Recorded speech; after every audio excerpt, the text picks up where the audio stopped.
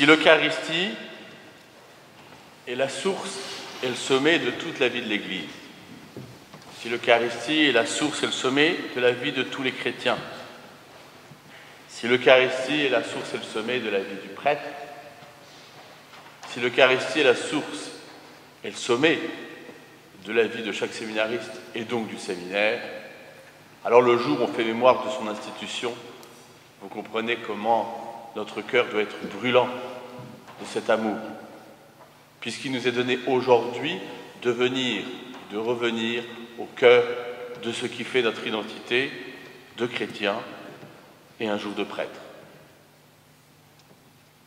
Avec ce que Jésus veut nous dire aujourd'hui. Le séminaire, c'est une école où on apprend à devenir prêtre, à l'école du Maître.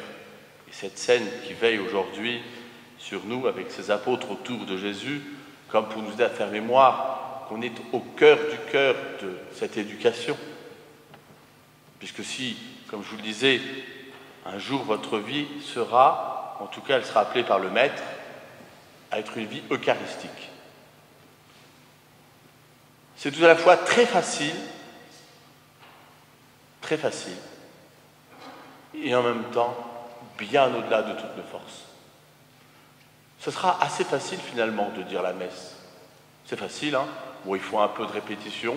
Après, certains sont très forts en chant, vous pourrez très bien chanter la messe. On vous aura appris à faire les bons gestes. Le monde attendra de vous que vous célébriez bien la messe. Mais ça, c'est facile. Mais ça, c'est pas ça. Parce que là, ça serait venir, je dirais, comme les prêtres de l'Ancien Testament. Or, vous aurez remarqué une chose, pas une seule fois, dans l'Évangile, Jésus dit qu'il est prêtre.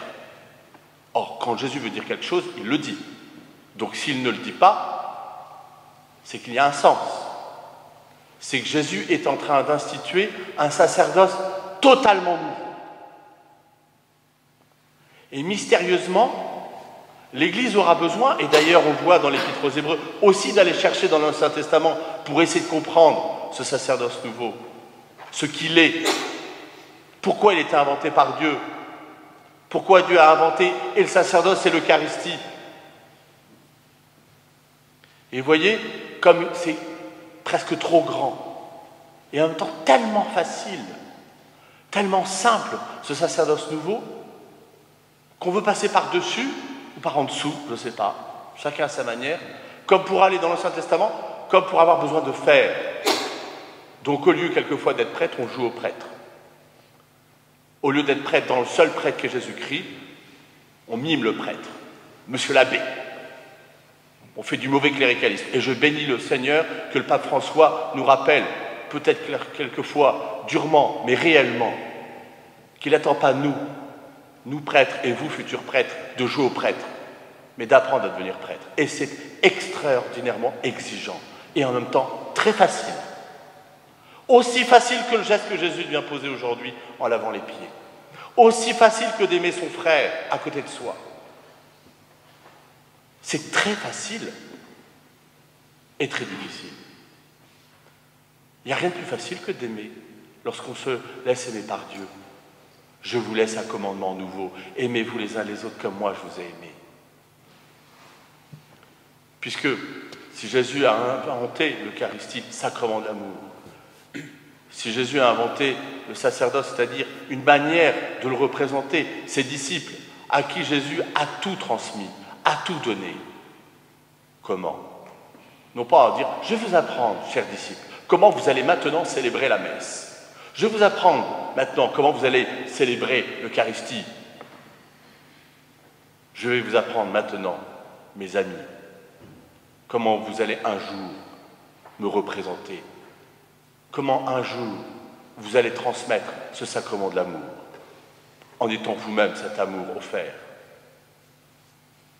Alors, ce qui est totalement nouveau dans ce nouveau sacerdoce, dans ce sacrement nouveau, puisqu'ils sont intimement liés, puisque le sacerdoce n'existe que pour donner l'Eucharistie, et l'Eucharistie n'existe que pour donner la vie, et la vie en plénitude qui vient de la mort et de la résurrection de Jésus.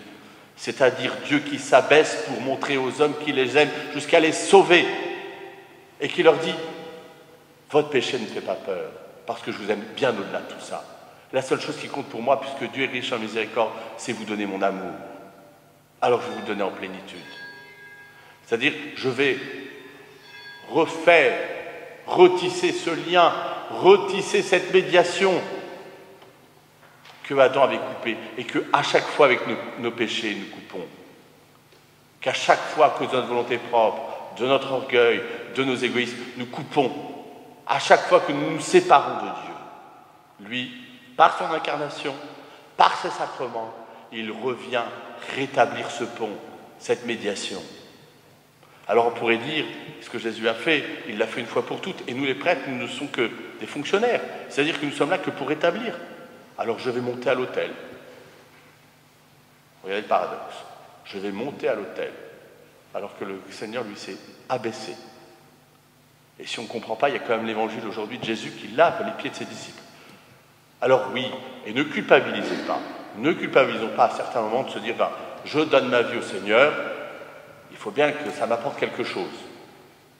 Donc, tout le monde, ou beaucoup, se sont rêvés, imaginés à l'autel, avec la plus belle chasuble, le plus beau truc, et on en fait des rayons, et ça nous préoccupe. Et puis le jour où je serai ci, et je serai ça. Non, non, non. Et la leçon du Maître, pourtant, elle est très claire, la leçon de Jésus.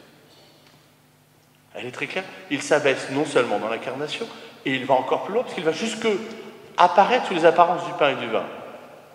Il va aller jusqu'à où? Jusqu'à où? Eh bien, jusqu'à la mort sur la croix. Et donc, quelle est la caractéristique de ce nouveau sacerdoce? De cette nouvelle médiation? De ce nouveau pont? De cette manière de rétablir le lien entre Dieu et les hommes? Comme le père dans la parabole du fils prodigue qui reprend son fils dans ses bras en disant « Mais je t'aime, je t'aime ». Et de Dieu qui se fait chair et qui dit « Je t'aime, homme ». Comment il fait? Eh bien, c'est ça la nouveauté, qui est tout à la fois, comme je vous le disais, extrêmement simple et en même temps extrêmement exigeante. C'est que le prêtre, s'il veut être prêtre, s'il veut effectivement devenir prêtre à l'image de l'unique prêtre qu'est Christ, il doit accepter d'être victime. Un prêtre ne peut être vraiment prêtre que s'il accepte d'être prêtre et victime. Alors ça va loin de dire ça. Finalement, l'école du séminaire, c'est quoi?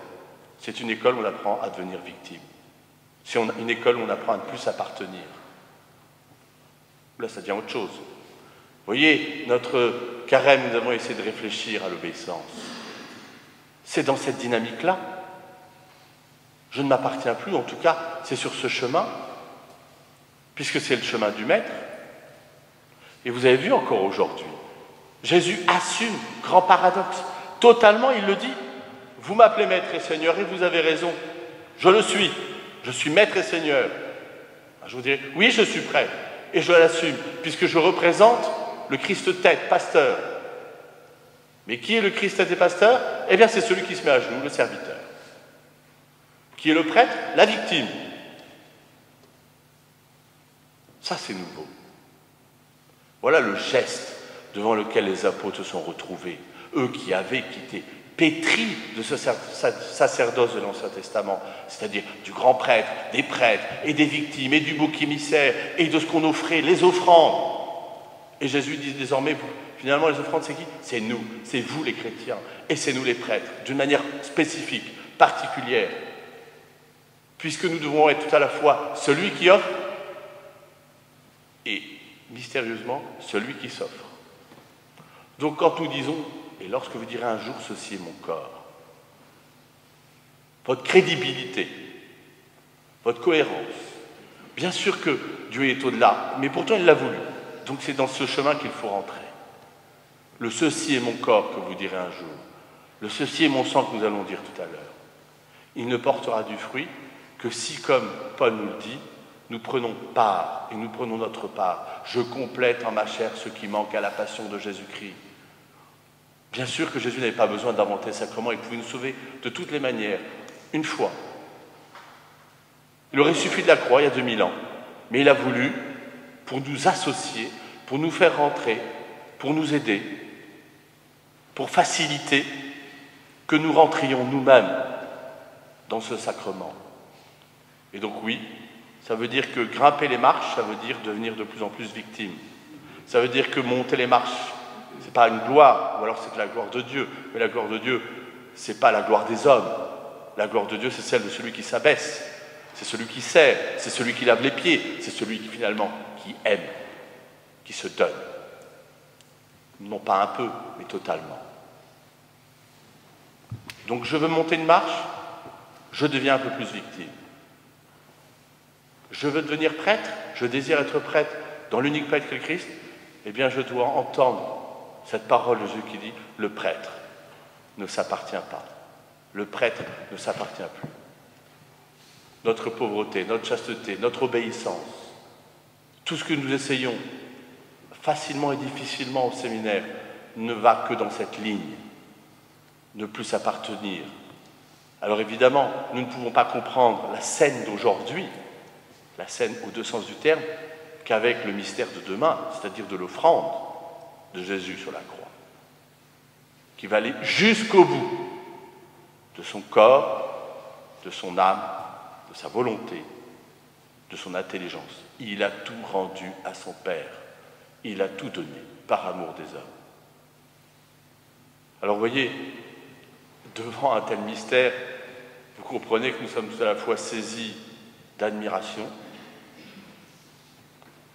j'espère d'amour, devant un tel don, et en même temps d'effroi et de crainte de dire « mais j'en suis pas capable, j'ai peur ». Alors comme les apôtres, et vous l'avez vu encore aujourd'hui, heureusement que nous avons Saint Pierre dans l'Évangile, pour nous montrer qu'il s'est laissé éduquer, mais qu'il s'est laissé éduquer pas à pas, avec des réussites et des faiblesses, des actes de désir, oui, je vais mourir avec toi. Et puis quelques secondes après, ben non, il se rattrape. Vous voyez, nous aussi, nous sommes pareils. Nous aussi, il y a déjà beaucoup de choses que nous avons données. Beaucoup de choses où nous pouvons dire fièrement au Seigneur, je ne m'appartiens plus. Et combien de choses que nous avons peut-être repris, ce que nous avions donné d'une main, nous l'avons repris de l'autre. Le prêtre est sacerdos et hostia, prêtre et victime. Et vous aurez d'autant plus de joie, mais pas une joie extérieure, pas une joie mondaine, une joie spirituelle. Vous le verrez quand vous célébrerez l'Eucharistie. Que votre joie de l'Eucharistie, que cette manière de la donner aux hommes, sera d'autant plus juste que quand vous prendrez ce pain dans vos mains, qu'il y aura un peu de vous dans ce pain. Et de plus en plus, je l'espère, physiquement, c'est le sens de l'ascèse. C'est pour ça qu'on exige, c'est pour ça que l'Église a toujours demandé de ses prêtres, de ses pasteurs, une vie ascétique. Et en même temps, mystérieusement, un acte de don de soi et dans une joie profonde de donner sa vie et de la recevoir en plénitude. C'est ni macabre, ni majociste. Regardez d'ailleurs chez Jésus, lui qui va offrir sa vie. Il a pris soin de son corps. Il a été libre, il a été bien, il a vécu simplement, mais il y a eu un moment où cette offrande exigeait ce corps. Il y a les martyrs qui nous ont ouvert la porte, qui nous rappellent d'ailleurs. C'est pour ça qu'il y a un lien si fort entre les martyrs, ce sang des martyrs et l'Eucharistie. Mais plus profondément, et là il y a la multitude des saints, et je pense à Saint Martin, ce premier saint non-martyr, ce confesseur, qui nous rappelle que oui, il y a l'offrande du corps, mais ce qui plaît, je dirais encore plus à Dieu, ou en même temps à Dieu, c'est l'offrande de notre volonté, c'est-à-dire de notre désir. Je dis bien désir, je ne dis pas nos réussites, notre désir. Si nous offrons notre désir à Dieu, en offrande, offrez-vous à Dieu en hostie vivante. Je dirais, offrons à Dieu nos désirs, le désir de notre vie, le désir de n'appartenir qu'à lui. Et nous avons, et l'Église nous a toujours donné les moyens de savoir comment nous mettre sur ce chemin d'appartenance. Je me souviens d'un sermon de Benoît XVI qui avait beaucoup médité sur cette notion d'appartenance. À qui j'appartiens? À qui je veux appartenir? Et c'est sûr qu'à la différence des laïcs, lorsqu'on devient prêtre, plus spécifiquement, plus particulièrement, plus profondément, comme dit le Concile Vatican II, ce fameux plus, comme on voit dans POC sur la question du célibat, plus, pour, d'une certaine manière, célébrer un jour comme prêtre, l'Eucharistie, comme prêtre et victime. Et d'ailleurs, c'est intéressant de constater que nos manquements à l'Eucharistie comme prêtre et vous, c'est comment? Comment on manque? Eh bien, lorsque cette notion d'appartenance, d'offrande victimale, on s'en désintéresse, on s'accroche à l'extérieur. Donc il y a le mauvais réflexe, comme dit le pape François, du cléricaliste, de retourner au sacerdoce vétérotestamentaire et de jouer au prêtre et de ne plus l'être. Plus on joue au prêtre, moins on l'est. Plus on est prêtre, moins on a envie de jouer au prêtre. C'est assez simple, hein? C'est la grande loi de la vie. Et je pense que l'obéissance qu'on a essayé de vivre, d'approfondir pendant tous carrément est le signe. Et je pense que nous l'avons un peu plus goûté chacun, vous comme nous. Et je pense que nous arrivons dans ce Triduum pascal avec un cœur renouvelé. J'en ai la certitude. Donc j'en ai la certitude que nous allons vivre ce Triduum pascal avec un cœur renouvelé, avec un désir, je dirais avec sans doute quelque chose que nous avons un peu plus compris dans la foi. Pourquoi? Parce que je pense qu'ensemble, vraiment, nous avons essayé d'un peu plus appartenir à Dieu. Et donc aujourd'hui, nous comprenons un peu mieux l'Eucharistie et le sacrement de l'ordre. Je crois. Parce qu'en méditant l'obéissance, c'est ça que nous avons voulu vivre ensemble. De ressembler un peu plus à Jésus, qui a dit au milieu de ses frères, « Je ne suis pas venu pour moi, mais pour faire la volonté de mon Père. » Dans ce grand geste que nous allons mimer maintenant, mimer c'est-à-dire vivre comme prêtre, et là aussi, il le dit, vous voyez, c'est un exemple que je vous ai donné. C'est l'exemple du service. C'est l'exemple de celui qui bouleverse l'ordre. Prêtre et victime, maître et serviteur.